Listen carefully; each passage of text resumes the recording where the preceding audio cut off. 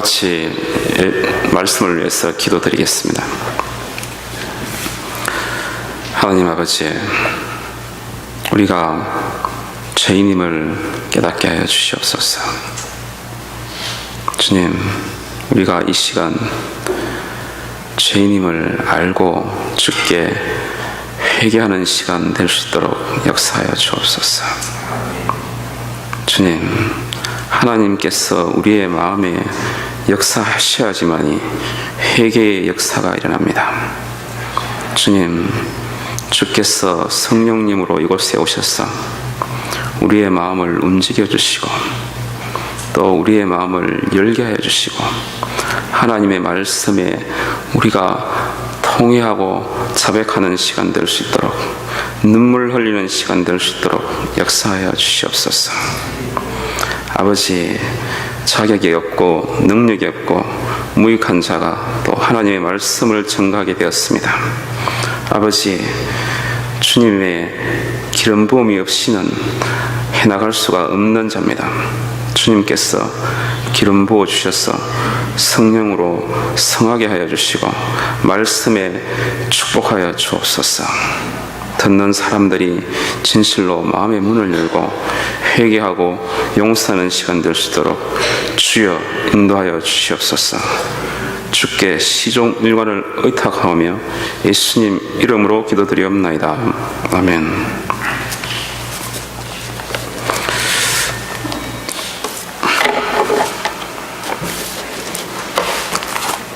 하나님 말씀 몇 군데를 더 보도록 하겠습니다. 로마서 1장 28절에서 32절까지입니다. 로마서 1장 28절에서 32절 말씀. 로마서 1장 28절에서 32절 제가 대독하겠습니다. 또한 저희가 마음에 하나님 두기를 싫어하며 하나님께서 저희를 그 상실한 마음대로 내어 버려두사 합당치 못한 일을 하게 하셨으니 곧 모든 불의, 추악, 탐욕, 악의가 가득한 자요, 시기, 살인, 분쟁, 사기, 악독이 가득한 자요, 수근수근하는 자요, 비방하는 자요, 하나님의 미워하시는 자요, 능욕하는 자요, 교만한 자요, 자랑하는 자요, 악을 도모하는 자요, 부모를 거역하는 자요, 우매한 자요, 배약하는 자요, 무정한 자요, 무자비한 자라. 저희가 이 같은 일을 행하는 자는 사형에 해당하다고 하나님의 정하심을 알고도 자기들만 행할 뿐 아니라 또한 그 일을 행하는 자를 옳다 하느니라. 아멘. 마태복음 23장 25절 28절입니다. 마태복음 23장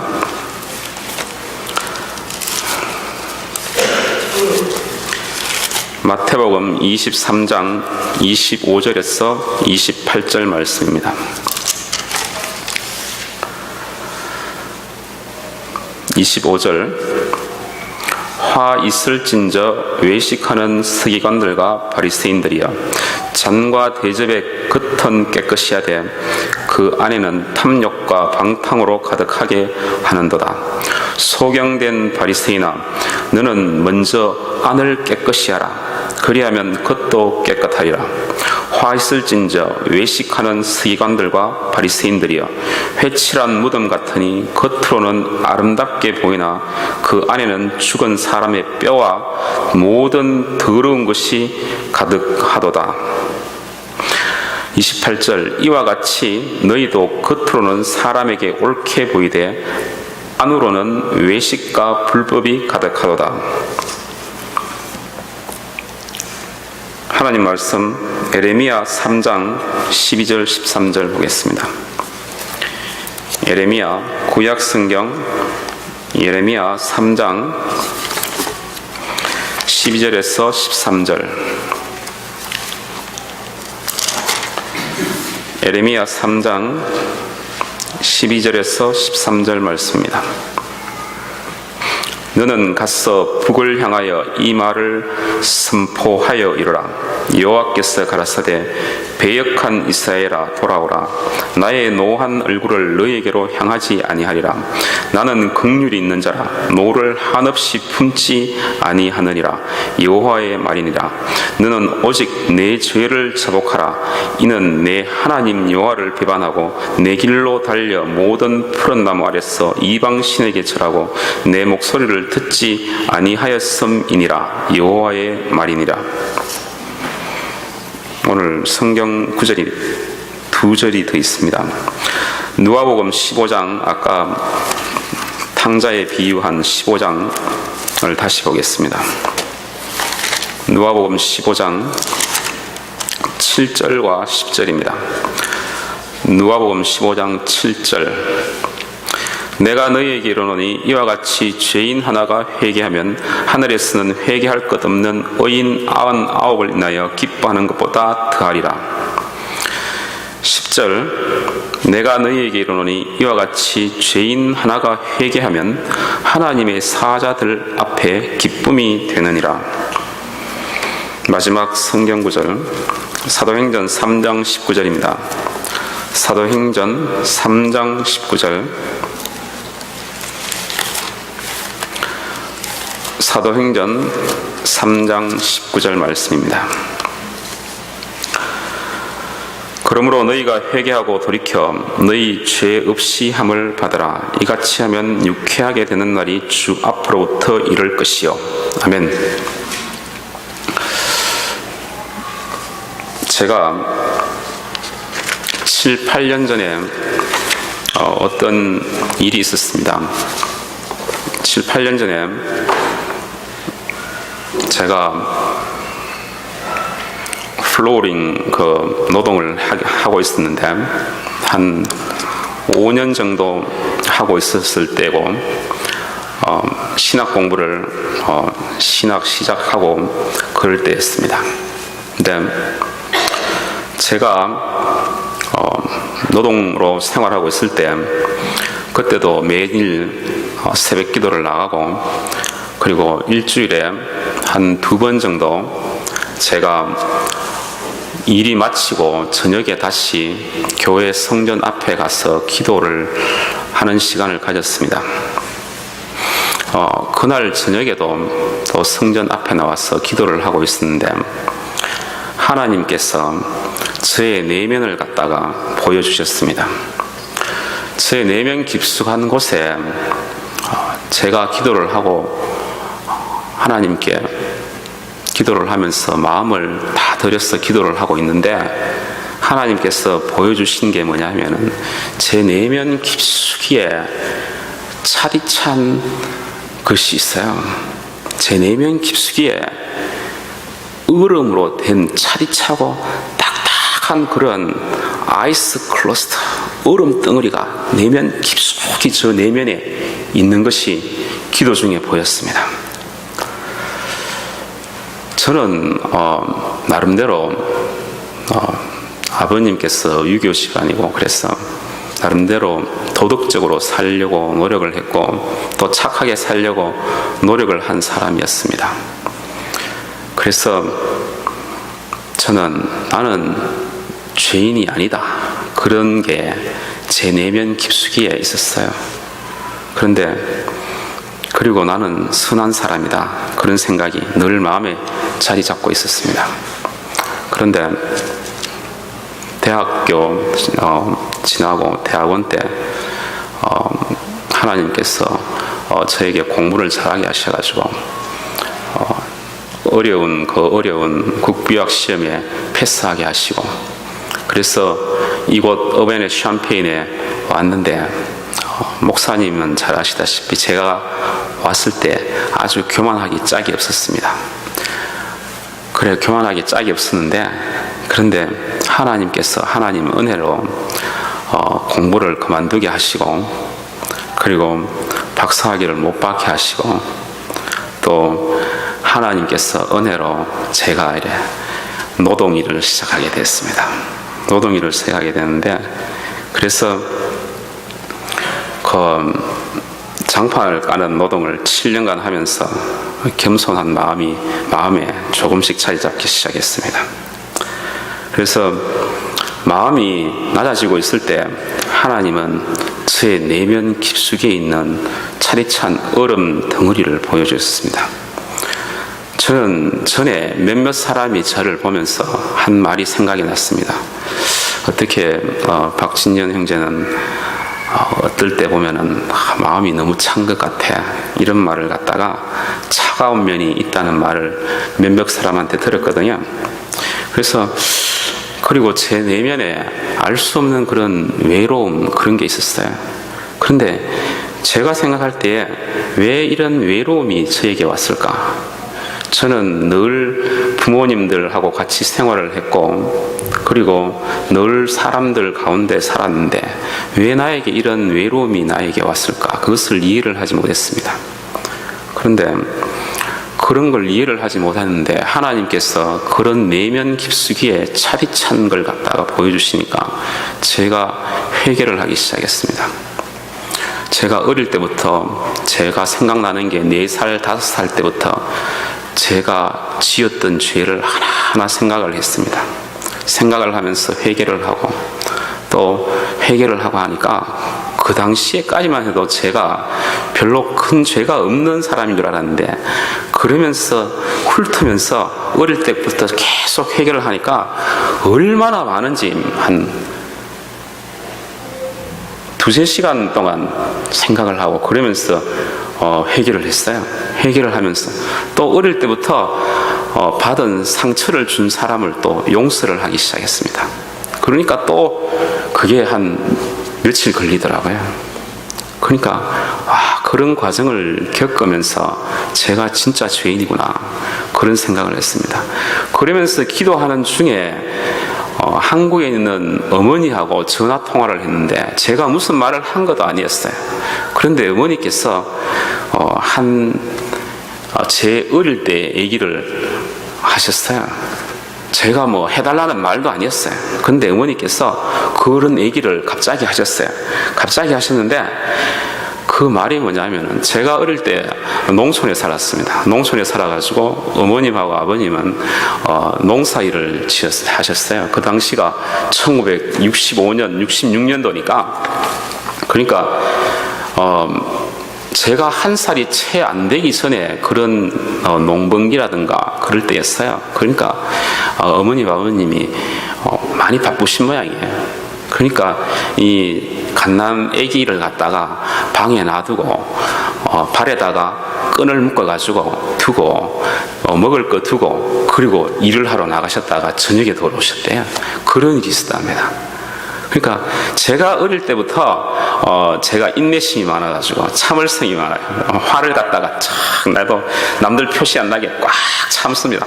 꽉 참고 내색을 안 하는 게 그게 있어요. 그런데 그게 아마 그런 기질이 타고난 모양인데, 어릴 때 갓난 애기라도 그렇게 부모가 떠나가도 저는 울지도 안 하고 꽉 참고 있었는 모양이에요. 그런데 그런 걸 몇 달 한 모양인데 그 말을 들었어요. 그 말을 들으니까 내가 왜 나의 내면에 그런 차디찬 게 있는지 그걸 이유를 알았어요. 왜냐하면 그 어린 아이가 혼자 낮에 아무도 없는 방 안에서 방의 문을 걸어 잠그고 갔으니까 거기서 그냥 혼자 있는 그 외로움이 저의 내면에 있었는 거예요. 그게 내면에 깊이 들어있었던 겁니다. 그래서 제가 그걸 알았어요. 왜 나에게 이런 내면에 차디찬 게 있는가. 그래서 제가 그런 걸 생각하면서 기도를 하니까 제가 생각이 안 나잖아요. 그렇죠? 어릴 때 1살, 2살 일을 어떻게 기억을 합니까, 사람이. 그러니까 그럴다 할지라도 제가 그 상황을 생각하면서 하나님한테 울면서 기도를 했습니다. 그 상황을 생각하니까 눈물이 줄줄 나오더라고요, 저한테. 그래서 기도를 하고 또 그리고 아버지, 어머니를 또 용서하는 그런 기도를 했습니다. 그리고 나니까 그 내면에 차디찬 게 봄눈 녹듯이 사라지는 걸 느꼈습니다. 그러면서 저의 내면과 저의 내면이 치유가 되고 저와 만나는 사람이 더 이상 저에게 차디찬 게 없다는 걸 느끼게 됐어요.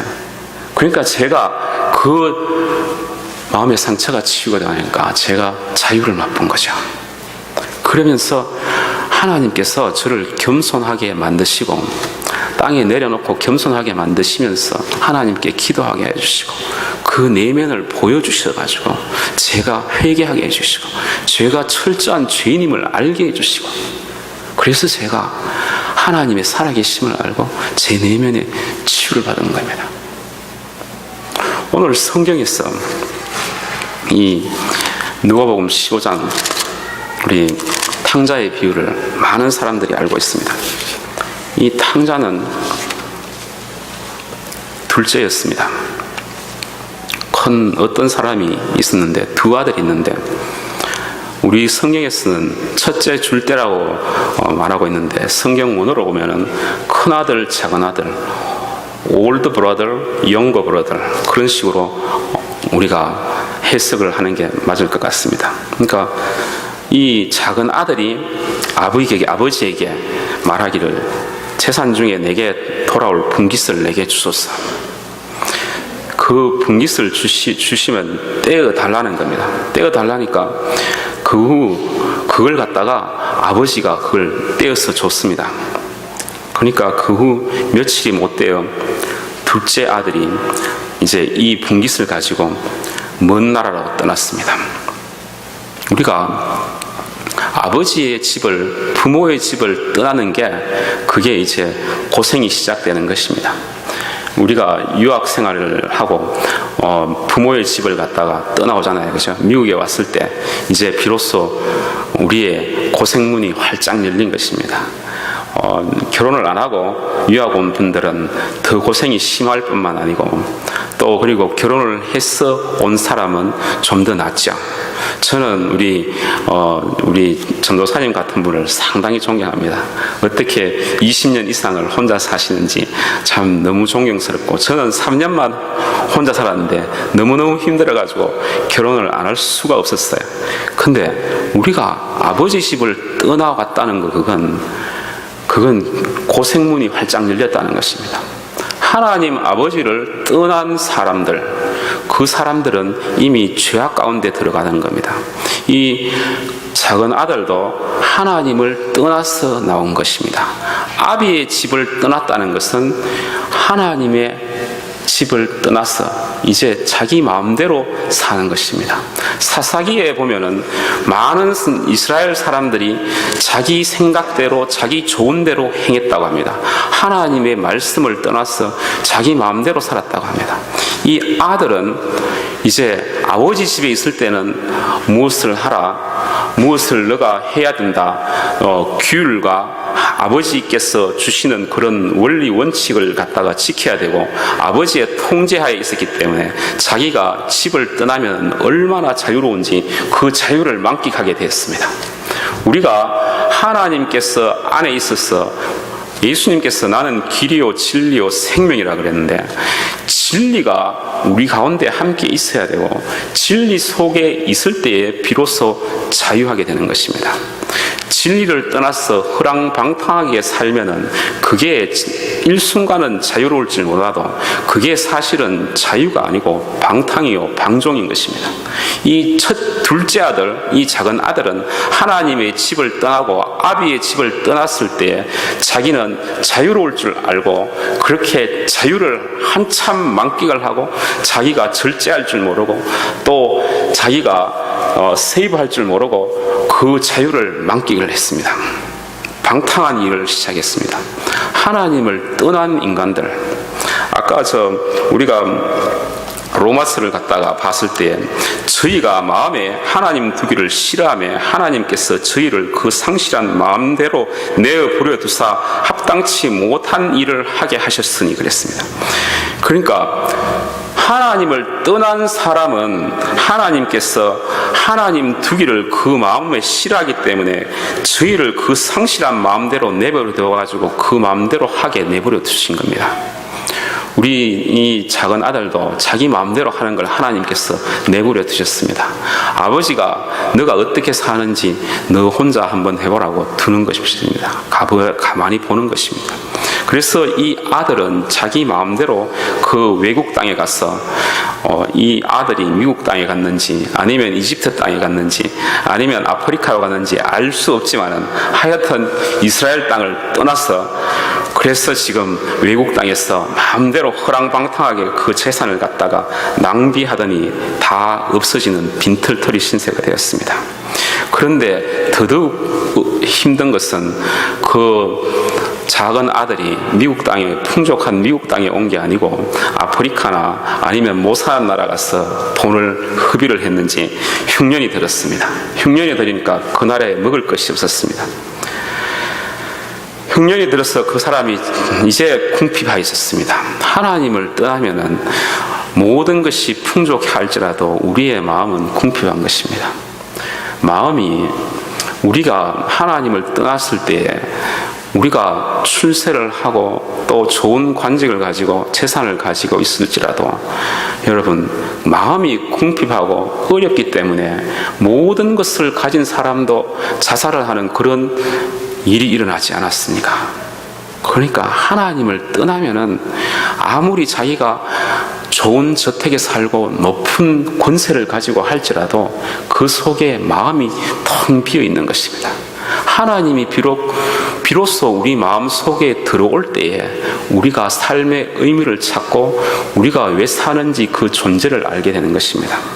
이 아들은 이제는 너무나도 궁핍하고 배가 고프니까 어떤 그 나라 백성 중 하나의 이제 종이 되었습니다. 종이 되어서 이제 붙여 살게 됐는데 그가 이제 돼지를 치게 되었습니다. 이스라엘 사람들이 돼지는 더러운 동물이라고 그래서 아예 먹지도 않고 보지도 않습니다.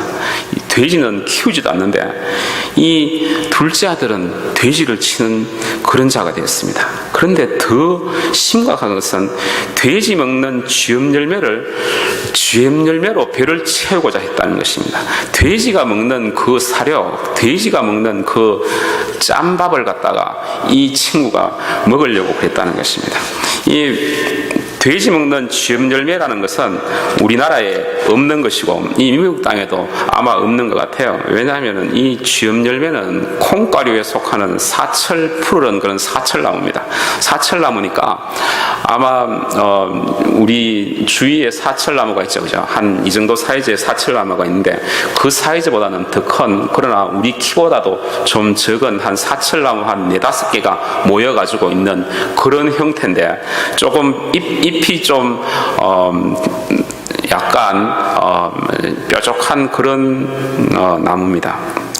그러니까 사시사철 푸르른 그런 건데, 근데 이 나무가 열매를 맺습니다. 열매를 맺으면은 이 나무가 또한 콩과 식물이라서 이 나무에 열매를 맺으면은 콩을 맺습니다. 콩을 맺는데 그 콩이 맺어가지고 딱딱해지고 또 이 콩 껍질이 딱딱해요. 딱딱하니까 우리가 아마 생각할 때는 아카시아 나무가 나중에 콩을 갖다가 안에 있잖아요, 그죠? 아카시아 나무 잎 같은 그런 콩 같은 그런 종류의 것입니다. 콩이 진한 브라운 갈색의 껍질을 가지고 속에 콩이 들어있는 주로 동물이 먹는 그런 사료에 넣는 그런 것입니다. 그래서 이 나무가 지중해 연안 공기가 건조하고 돌이 많은 지역에 살고 있는 나무고 지금도 사료용으로 주로 사용하고 있고 또 음식물의 첨가제로 사용되기도 합니다.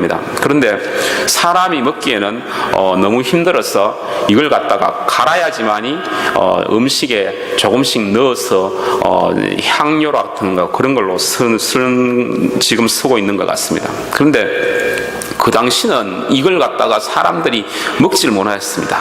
그러니까 우리나라 같으면은 너무 사람들이 봄에 옛날에 가난할 때 봄에 먹을 게 없으니까 직무리를 캐먹고 나무 껍질을 뜯어먹고 그러는 것처럼 이 가난한 사람들이 이 쥐염 열매를 갖다가 먹으면서 그렇게 배를 채우는 그런 일이 있었는 것 같습니다. 그러니까 이 작은 아들이 그 쥐염 열매로 배를 채우고자 했습니다. 그런데 자기가 이제 고난 가운데 있으니까 비로소 자기의 모습을 보게 됐습니다. 제가 이제 고난 가운데 있을 때 비로소 제가 죄인임을 알듯이 이 탕자가 이제 비로소 자기가 고난 가운데 있으니까 낮아지고 가진 것이 없고 가난하고 빈털터리 신세가 됐으니까 이제 탕자가 비로소 내가 이제 아버지의 떠나온 집을 것이 잘못되었구나, 아버지께로 돌아가야 되겠다, 그런 마음이 생긴 겁니다. 그래서 여러분, 우리 마음, 우리 생활 주위에서 고난이 오잖아요, 그죠? 고난을 우리는 받기를 싫어합니다. 그런데 젊을 때 받는 고난은 축복이고, 또 늙어서 고난을 받는다 할지라도 여러분, 고난이 우리의 축복입니다. 하나님께 감사함으로 그 고난을 받으면 하나님께서 그 고난을 축복으로 바뀌시는 분이 하나님이십니다. 왜 하나님은 나에게 이렇게 어렵고 힘든 길을 주시는가? 우리는 의문이 들 때가 있습니다. 그 어렵고 힘든 길을 우리가 하나님을 의지해서 나아가면 그것이 바로 축복의 터닝 포인트가 되는 것입니다. 이 교회가 지금 어렵고 힘든 때입니다. 이것이 축복의 기회입니다. 여러분, 이 때를 갖다가 하나님을 의지하면서 나아가면 이 교회가 축복의 기회가 되는 것입니다. 그러니까 지금 어렵다고 해가지고 낭망하지 말고, 지금 어렵다고 해가지고 포기하지 말고 하나님을 바라보시기 바랍니다. 이 둘째 아들이 이제 비로소 자기 마음에 아버지께는 양식이 풍족한 품꾼이 얼마나 많은고 나는 여기서 굶어 죽겠구나, 그런 말을 했습니다. 내가 일어나 아버지께 가서 이러기를, 내가 일어나 아버지께 가리라 했는 겁니다. 여러분, 회개라는 게 있습니다. 회개는 마음을 돌린다는 뜻입니다. 영어로 repentance, 그죠? 이 헬라어에는 회개라는 단어가 있습니다. 그 단어가 메타노이아, 이 말이 곧 a change of heart, repentance, conversion, 그런 뜻입니다. 이 말이 곧 우리나라 말로 하면 회개, 마음을 새롭게 하고 자기의 죄를 뉘우치고 마음을 새롭게 한다는 뜻입니다. 그런데 히브리어에는 회개라는 단어가 없습니다. 회개라는 단어가 없기 때문에 무엇을 회개라는 말을 쓰냐 하면은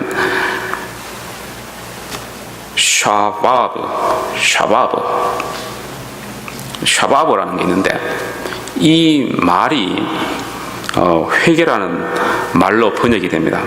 무슨 뜻이냐면 return, 고백, comeback, go back to the God, turn back to the God, 이런 뜻입니다.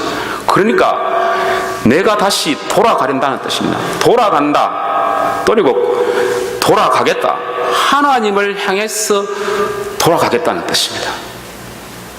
이 말이 회개라는 말이 아니고 이 말을 회개라는 말로 쓰고 있다는 것입니다. 그러니까 return, 돌아간다는 말이 회개라는 말로 쓰고 있다는 겁니다. 아까 우리가 저 말을 예레미야 3장 12절에서 13절을 갖다가 봤는데, 여호와께서 가라사대 배역한 이스라엘아 돌아오라, 나의 노한 얼굴을 너에게로 향하지 아니하리라, 나는 긍휼이 있는 자라, 노를 한없이 품지 아니하리라, 여호와의 말이니라. 나 여호와가 말하노라, 배역한 자식아 돌아오라.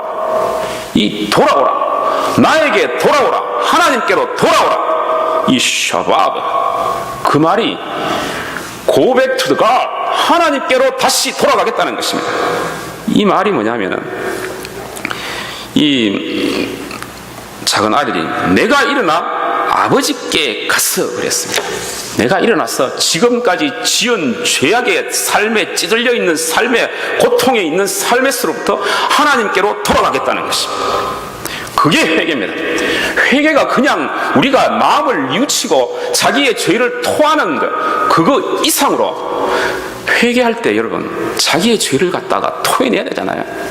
자기의 죄악된 모습을 갖다가 우리가 하나님께 고해야 됩니다. 그게 회개입니다.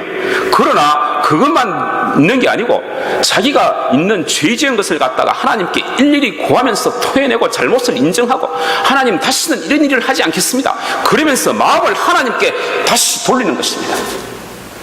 마음을 하나님께로 마음을 돌리지 않는 회개는 회개의 참모습이 아니고 부분적인 회개에 불과한 것입니다. 내가 이제 아버지께로 돌아가리라. 이 둘째 아들, 이 작은 아들은 자기가 이제 그동안에 죄악된 세상에서 살던 그의 마음이 이제 하나님을 향해서 나아가게 되는 것입니다. 우리가 이 시간에 여러분 하나님을 향해서 나아가는 마음, 그 마음을 가져야 되는 것입니다. 우리 교회에 지금 그동안 얼마나 많은 그런 이 교회에 아픔이 있었습니까? 아시는 분들은 알잖아요, 다. 그죠? 네 분의 목사님이 오셨잖아요. 저는 그것만 알았는데, 전도사님이 이 기도하는 게 아침에 제가 기도하는데 보니까 무슨 전도사님 있는 거예요. 아, 전도사도 한 명 있었구나. 우리가 교회가 그죠? 네 분이 왔다가 오고 갔으면은 여기에 있는 분들이 다들 마음의 상처가 많다는 것입니다. 떠나간 사람이나 여기 앉아있는 사람이나 다 마음의 상처가 많다는 것입니다. 그 상처가 우리 마음속에 있다는 거예요. 아픔이 있고 고통이 있고 그죠? 미움이 있고 주님 그리고 증오가 남아있는 거예요. 분노가 남아있는 것입니다. 그 마음에 그대로 있으면은 그걸 회개를 하시고 토해내야 됩니다. 그래야지 이 교회가 정결케 되는 것입니다. 우리가 여러분 그런데 첫째 아들이 있습니다. 첫째 아들이 28절에 오면은 이 자기의 동생이 이제 돌아왔습니다. 돌아왔는데 이 28절에 첫째 아들, 이 장남, 큰 아들은 자기 동생이 돌아왔는데 저가 노하여 동생이 온 곳에 들어가기를 즐겨 아니하거늘 아버지가 나왔다 그랬습니다. 첫째 아들은 자기의 동생이 왔는데 노했다 그랬습니다. 첫째 아들은 또 말을 합니다. 아버지가 직접 나와서 들어가자, 손을 붙잡고 들어가자 그러는데 이 첫째 아들이 대답하여 가로되 내가 여러 해 아버지를 섬겨 명을 어김이 없거늘 내게는 염소 새끼라도 주어 나와 내 벗으로 즐기게 하신 일이 없더니 이 아들은 왔는데 살찐 송아지를 잡고 잔치를 했다는 것입니다. 나는 아버지를 위해서 몇 년 동안 수년 동안 집에 있으면서 아버지를 위해서 명을 어김이 없고 아버지를 위해서 열심히 일을 하고 아버지를 위해서 늘 충성을 했는데 나에게는 왜 이렇게 박대하십니까 아버지? 그 허랑방탕하게 다 생활하고 이제 집에 온 그 아들은 그렇게 반기면서 나는 왜 이렇게 박대하십니까 아버지? 이 아들이 그러니까 자기는 아버지가 두렵기 때문에 아버지의 명을 갖다가 계속해서 지킨 겁니다. 아버지를 사랑하는 마음보다는 아버지가 두려웠어. 이스라엘 민족이 하나님으로부터 율법을 받았습니다. 율법을 받아가지고 하나님을 믿게 됐는데 하나님께서 그 율법 속에 지키라 지키라 지키라 그것만 바라본 것입니다. 이스라엘 민족들은. 바리새인들이 왜 바리새인이 되고 왜 위선자가 되고 왜 히포크리트가 되느냐 하면은 그 사람들은 하나님 말씀에 지켜라 지키라 하지 마라 그런 것만 봤기 때문인 거죠. 그런 것만 봤기 때문에 자기들은 그게 마음에 부담이 되고 하나님이 무서운 존재가 됐습니다. 그 율법 속에 하나님의 선함과 사랑은 보지 않고 율법이 선하고 사랑이 가득 찬 율법입니다. 이스라엘 민족들이나 다윗은 그 율법을 갖다가 주야로 묵상하는 자는 복이 있더라. 하나님의 율법이 고상하고 그리고 하나님의 율법을 갖다가 읽고 보면은 어떤 달고 단 그런 꿀송이보다도 더 달다 그랬잖아요. 그런데 이스라엘 민족들은 주님 하나님을 갖다가 그냥 무서운 하나님, 율법만 요구하는 하나님, 하라 지키라 이것만 본 거예요. 그러니까 부모들이 너는 이거 해, 저거 해, 너 저거 하면 안 된다. 이렇게 계속해서 그 밑에서 자란 애들은 그 속에서 그냥 지키기 바쁜 겁니다. 하기에 바쁘고 짓눌려서 사는 것입니다. 그런 스트레스 속에서 살기 때문에 그 아이는 하나님을 믿는 가정에서 태어나도 마음에 상처가 많고 사람을 사랑할 줄 모르고 하나님을 무서운 하나님으로 보는 것입니다. 이 첫째 아들은 하나님 아버지가 주는 그 규례 속에서 절제 속에서 아버지는 사랑으로서 그렇게 했는데 그 하지 말라 하라 그것만 들었기 때문에 아버지를 무서운 하나님, 무서운 아버지로 본 겁니다. 그러니까 이 아들, 첫째 아들은 무서운 그 계명을 지키기 위해서 명을 어김이 없거늘 나는 아버지를 위해서 그렇게 열심히 하고 명을 어기지 없이 충성을 했는데 교회 나와서 명을 어김이 없이 충성을 했는데 하나님, 나는 왜 이렇게 하나님의 사랑을 못 받습니까? 제가 인터넷에서 동영상을 하나 봤는데 이런 뉴스가 떴습니다. 입양아가 하나 있었는데 지금 30살이 갓 넘은 30세 초반입니다. 이 입양아가 30대 초반이면은 한 1978년, 77년, 79년생 그 정도 됐을 것 같습니다. 그런데 이 입양아가 30살이 됐습니다. 30살이 되니까 이제 한국에 가서 이제 부모를, 이제 자기를 낳아준 부모를 찾고 싶은 거예요. 그러니까 한국에 이제 왔습니다. 어디서 사냐면 스웨덴에서 살아요. 스웨덴에서 사는데 이 친구가 공부도 많이 하고 좋은 잡도 가지게 됐어요. 그러니까 이제 나를 낳아준 어머니, 아버지를 보고 싶은 거예요. 그래서 한국에 왔어요. 한국말도 못하잖아요, 그죠? 그런데 그런 홀트 아동복지에서 그 당시에 그 많은 한국 아이들을, 버려진 아이들을 외국에 입양을 시켰습니다. 근데 이 아이가, 이 청년이 이제 다 돼서 와서 그 홀트 아동복지회관에 와서 자기의 파일을 찾았습니다. 자기의 파일을 찾았는데 자기의 이름이 있었어요. 자기가 어릴 때의 사진도 있었습니다.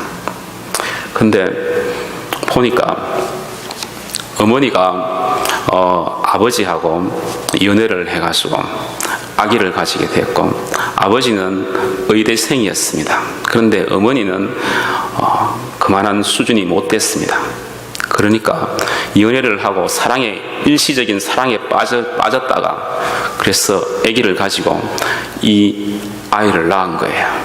낳으니까 이 의대생이고 공부를 많이 한 아버지는 이 어머니를 버리고 가버렸습니다.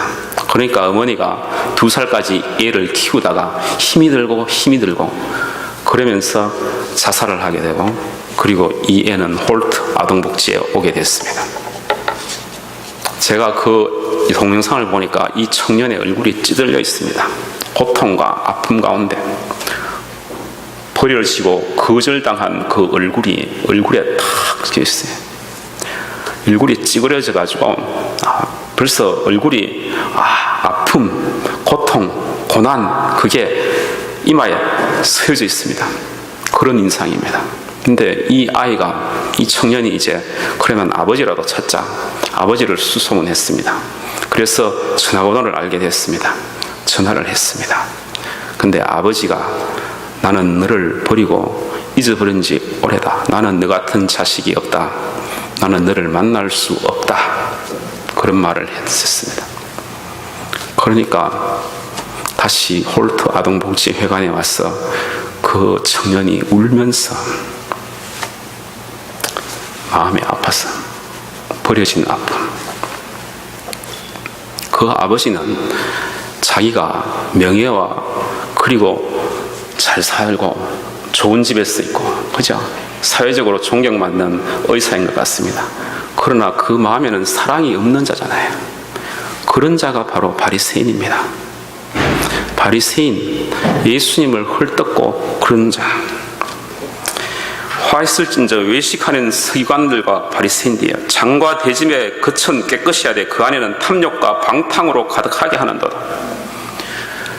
겉으로는 깨끗하고 겉으로는 나이스하면서 사랑이 없는 자. 하나님 말씀을 잘 지키는 척하면서 속에는 사랑이 없는 자, 하나님을 믿으면서 속에는 여전히 미움과 또 그리고 정오가 우리 마음속에 있습니다. 그게 바리새인이 따로 없습니다. 저도 그런 자였습니다.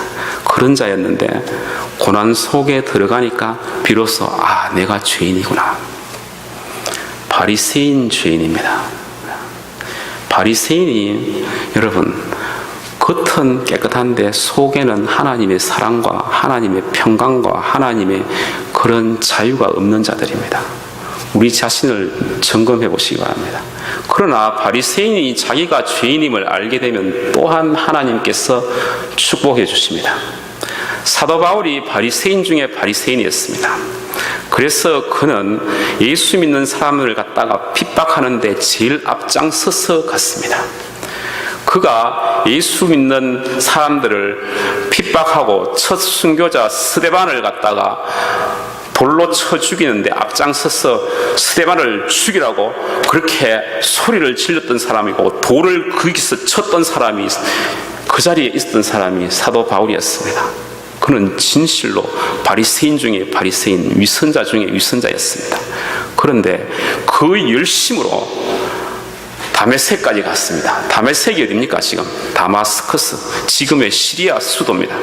그 예루살렘에서 다마스커스까지 가서 다메섹까지 가서 예수 믿는 사람을 갖다가 붙들러 간 거 아닙니까? 말을 타고 자기의 병정들을 데리고 군사들을 데리고 예수 믿는 사람을 갖다가 핍박하고 그리고 잡아들이기 위해서 다메섹으로 가는 다마스커스로 가는 그 도상에서 예수님이 나타난 것입니다. 빛으로 나타나서 바울아, 내가 왜 나를 핍박하느냐?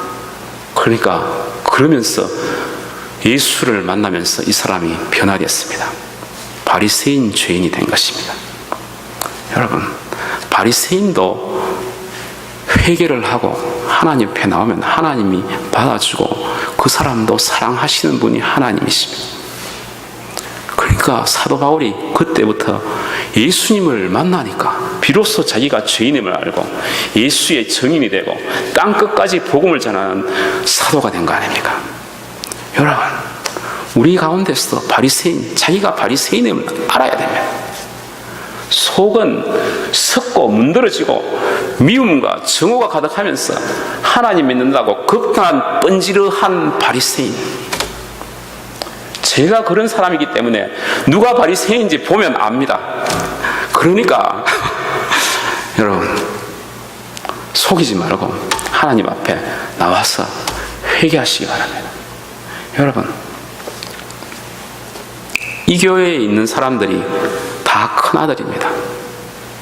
왜냐하면 아직 이 하나님의 전에 남아있기 때문에, 이 교회에 남아있기 때문에 여러분들이 큰아들입니다. 첫째 아들입니다. 그죠? 떠나간 사람들이 둘째 아들, 작은 아들입니다. 둘 다 지금 마음에 상처가 많습니다. 여러분들 마음속에 큰아들도 마음에 상처가 많습니다. 떠나간 작은 아들도 마음에 상처가 있습니다. 회개하시고 하나님 앞에 나아오시기 바랍니다. 하나님께서는 이 탕자가 집에 오니까 어떻게 하셨습니까? 하나님께서는 탕자가 하늘과 아버지께 죄를 얻었사오니 이제는 이 탕자가 이제 아버지 집으로 나아가면서 하늘과 하나님과 사람한테 죄를 얻었다 그랬습니다. 탕자는 그냥 아버지 집에 그냥 간 게 아니고 육신의 아버지 집에만 그냥 간 게 아니고 자기가 죄인임을 아니까 하나님 앞에서도 죄인임을 고백했던 것입니다. 하나님한테도 죄를 얻었고 사람한테도 죄를 얻은 것입니다.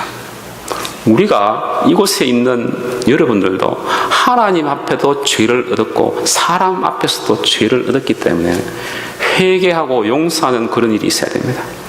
우리가 이 아버지께로 이 탕자가 나아가면서 자기가 회개하고 하나님을 향해서 나아갔지 않습니까? 그러면서 이 아들은 자기가 비로소 낮은 데에 임하고 고생을 하고 또 그리고 아무것도 없는 자가 되니까 마음이 겸손했습니다. 지금부터는 아버지 아들이라 일컬음을 감당치 못하겠나이다. 나를 품꾼의 하나로 보소서.